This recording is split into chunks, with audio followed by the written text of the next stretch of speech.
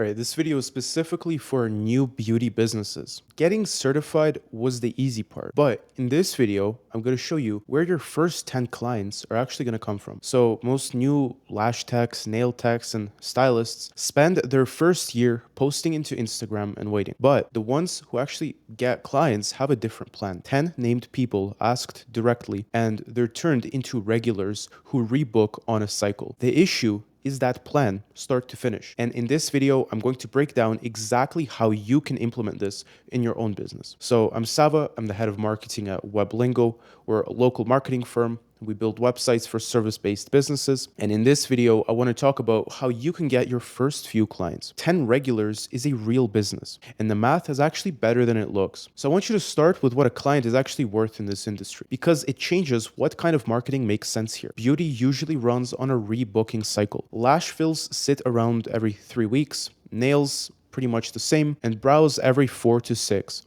Hair is around every 6 to 8, and facials are monthly. So let's say you're a lash tech charging $80 for a full set at your launch rate and $55 for fills. A one-time client is $80, but a regular on a 3-week cycle is $80 plus around 17 fills a year, which is more than $900 from a single person. So from one booking in the first year, your service and prices will differ, of course, but the shape holds across every chair in the industry. So 10 regulars isn't really 10 sales. Depending on your cycle, it's between 100 and 170 appointments a year. So it's also the point where the business starts sustaining itself. 10 happy regulars generate the photos, reviews, and the referrals that bring the next 10, 20, and 30 without you looking for them. And this is why follower count approach feels so slow. The general research says pretty much the same thing that techs learn the hard way. The probability of selling an existing customer sits around 60 to 70%, and that's against 5 to 20% for a brand new prospect. Your effort is worth several times more pointed at someone who is already in your chair or one ask away from it than at a stranger scrolling past the hashtag. So you can ask 10 people directly with a launch offer that has a reason attached. Your first 10 clients are already in your phone. These can be your friends, coworkers, your mom's coworkers, the group chat, the woman from your certification course who went into a different service, the new techs and stylists who build a book fast, all do some version of the same thing. They pick actual names and outreach one at a time. The ones who don't get bookings are the ones that post every 5 days saying books are open. And it's to everyone and asking no one. An offer that works is a founding client rate with the reason stated out loud. Something like 10 founding spots at a launch price with a regular rate named right next to it. And in exchange, you'd love photos of the work and an honest Google review. The reason is what makes the discount feel like an opportunity instead of desperation. It's all about the positioning. You're not cheap. You're simply new to the business,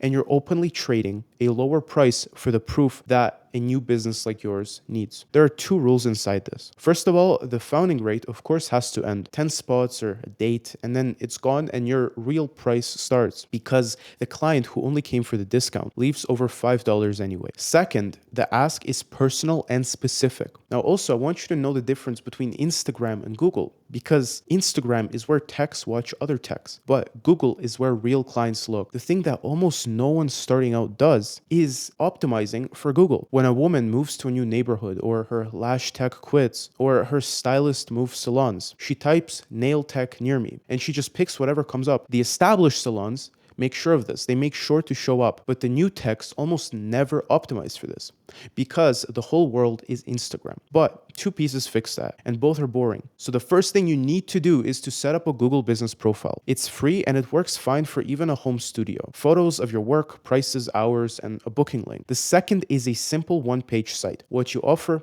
what it costs, where you are, and 1 button that books an appointment with a deposit. It's not a portfolio page. It's a page that takes a stranger from found this business on Google to booked on Thursday without DMing you and having to wait. And the deposit quietly handles the no-show problem before you have it. Now, Google Map results lean on proximity, which actually works in your favor. You don't have to outrank the big salon across town. You have to show up for the women within 10 minutes of your chair, and a filled out profile with real reviews gets you into that situation from month 1. This is the machine we build at WebLingo for new businesses. And it's also completely buildable yourself if you have the patience for it. Either way, it needs to exist before you spend another hour on content. If you want the setup, we're offering a free 15-minute chat if you want that handled for you. So the review and the rebooking happen before she leaves, or they mostly don't happen. The founding 10 only compound if two things happen at the end of every single appointment. The first is the rebooking.